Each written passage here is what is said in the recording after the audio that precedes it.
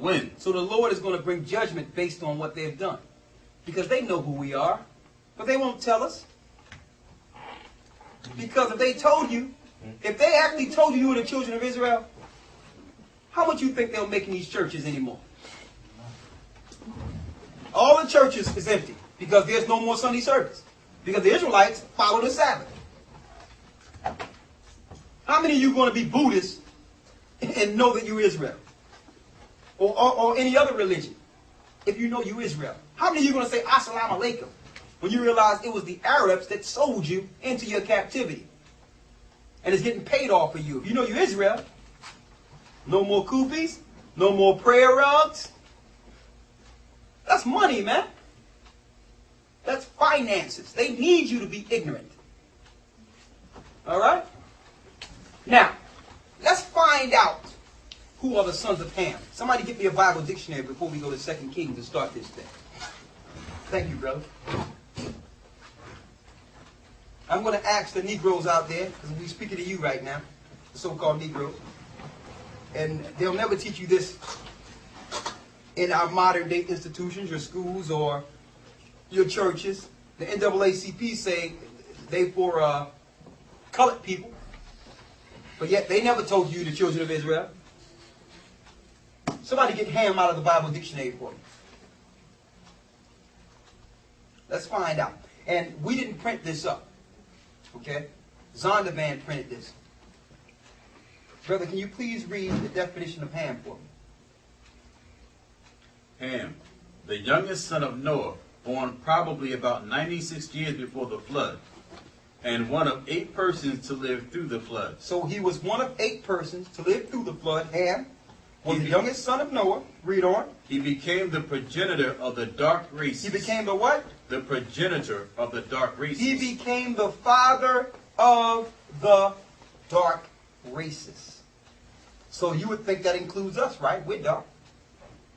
But there's one footnote he put in here. What did it say after that? Not the Negroes. Not the what? Not the Negroes. So even Zondervan knows, out of the Bible dictionary, that the Negroes that were sold here in captivity is not from Ham. That's big. Then it identified the 4 families of Ham. Let's get them. But the Egyptians. Egyptians. They enslaved Israel. So you know that they're not Israel. The Egyptians, who are what? African. We're not from Egyptians. Read. Ethiopians. Ethiopians. We are not Ethiopian. Read. Libyans. Libyans, which are North Africans. Read. And Canaanites. And Canaanites, which are South Africans. The Negroes can't say they're from any of these 4 families. Just because you were in Africa does not mean you're African. The land does not determine the nation. How do we know that? If you're born on a ship in the middle of the water, are you part Pacific Ocean?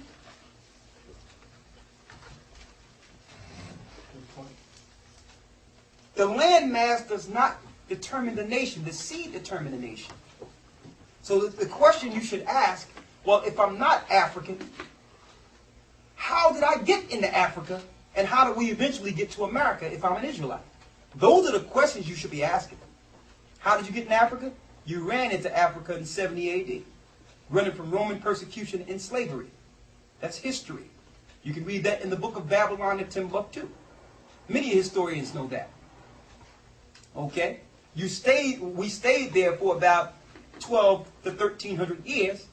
Then we were sold. They didn't go to Egypt. They didn't go to Ethiopia. They didn't go to Libya. They didn't go to South Africa. They went to the Ivory Coast of West Africa. West Africa. Yes. Sierra Leone. You have Ghana. You have Nigeria. You have those that went back in Liberia. These people don't have nothing to do with these 4 families. Because the Israelites had a culture, so they did not mix their culture with the other families in so-called Africa. All right. Now you may say, well, I want to hold to Africa because of mathematics, the rich history that Africa had. We're going to show you the origin of that history. And you're going to find out that's not African origin at all. That's Israelite origin. Okay? To prove that, when the Israelites left Egypt, there was no pyramids erected after that. You think that's a coincidence? That the people leave and then there's no new pyramids? If they had the science before us, why they didn't use it after we left? Right? Now, let's get it.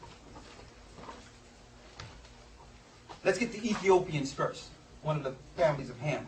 How did they get into Israel? I mean, how did they get into Israel? And the Bible speaks of these people who claim that they are Israel today. You have many Ethiopians who think they're Jews. Let's see. Let's go to 2 Kings 17, and let's start at the 17th verse.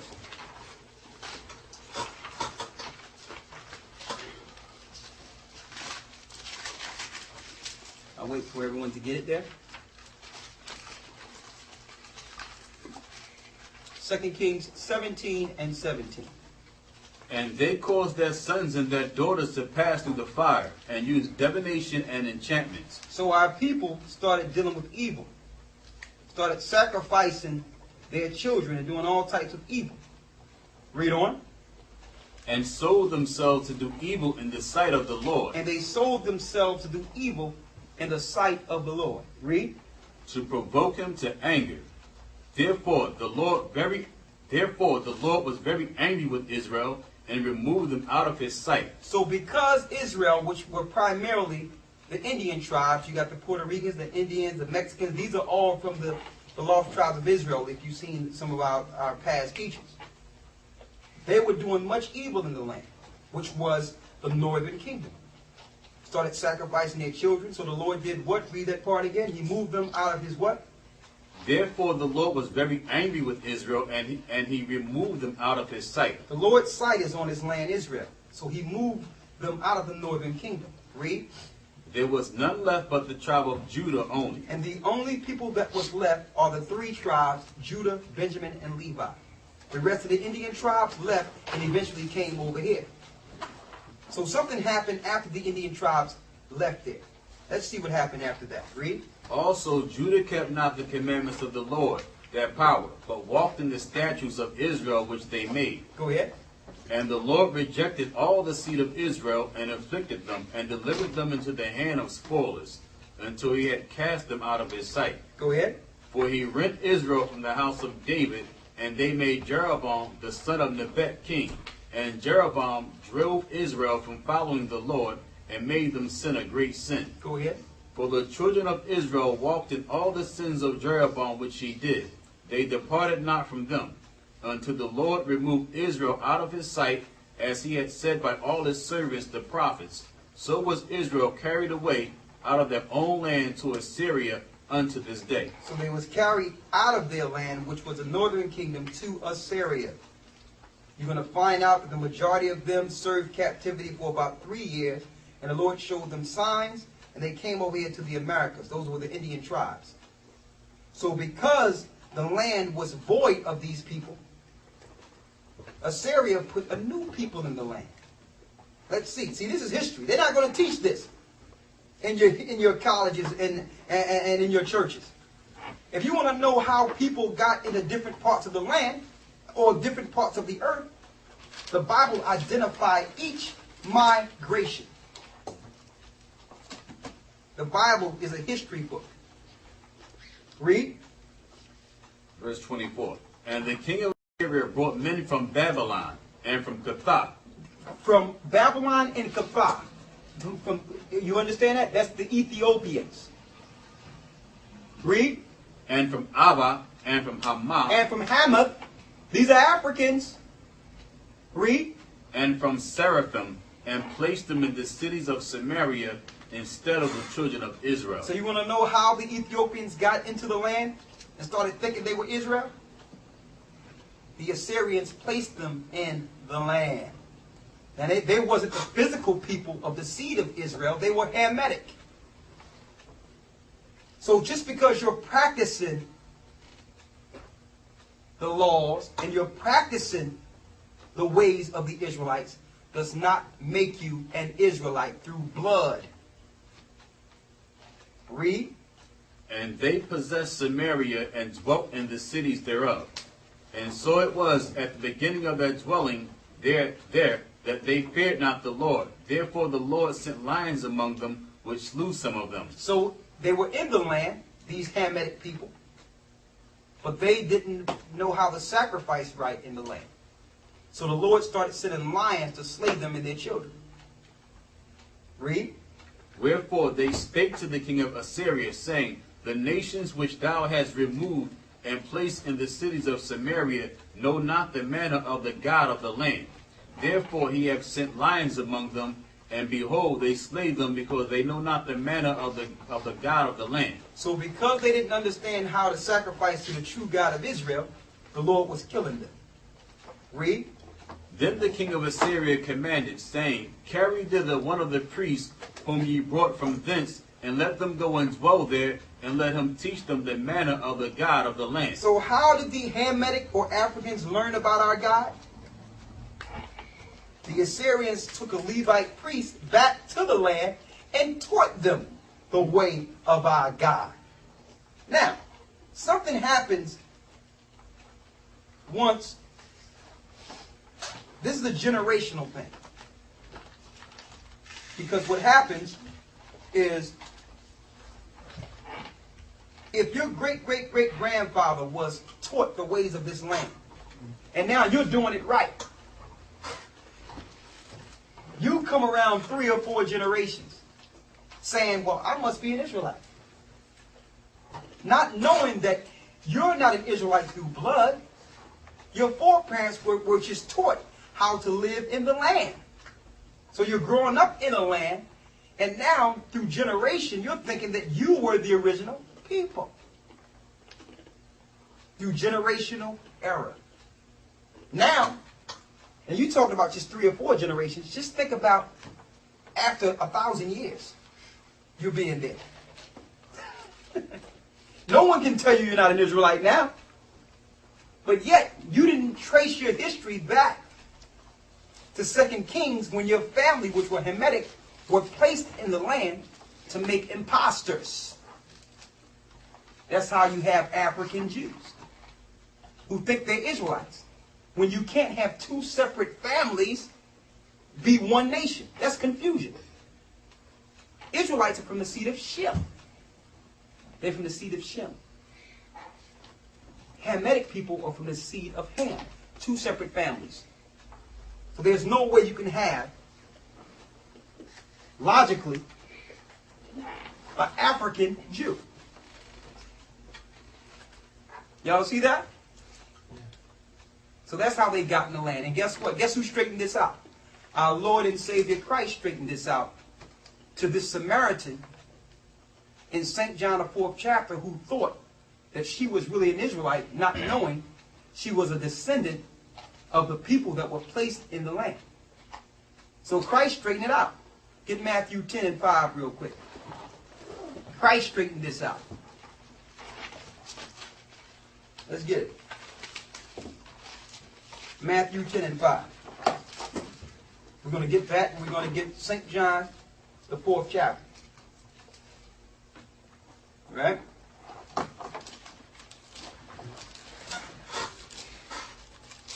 I'm going to ask you all a question. Because now that you have this knowledge of how they got in the land, how these people migrated in the land, this is going to give you some understanding of the New Testament. And see, that's confusing, telling the people in the earth, especially Christians, telling people that you don't need to go in the Old Testament. Just deal with the New Testament. If you don't know the Old Testament, how can you relate to the stories in the New Testament? How can you know what the setting was? It's impossible. But really what they're telling you is, Your history don't matter. Just follow what we give you. Come, let us cut them off from being a nation. So the name of Israel shall be no more in remembrance. Don't remember yourself. Jesus loved you. That's it. Well, let's see what Jesus said. Go to Matthew 10 and 5. These 12 Jesus sent forth and commanded them, saying, Go not into the way of the Gentiles, and into any city of the Samaritans enter ye not. So Christ told the disciples not to go to the Gentiles. And of course, this was before he sanctioned the Israelites, or the disciples who were Israel, to start teaching all nations. Because Israelites were scattered throughout all nations. But Christ was making it clear, because even Paul says, to the Jews first, then the Gentiles. But he was straightening it out. He was like, listen, let's start going to the Jews first. Read that again. These 12 Jesus sent forth and commanded them, saying, Go not into the way of the Gentiles, and into any city of the Samaritans enter ye not. Now, I wonder why he was telling the disciples not to go to Samaria. Based on the history we just wrote. We just read. Why did Christ say don't go to Samaria? Because Ethiopians and Hamitic people were placed in the land instead of the children of Israel.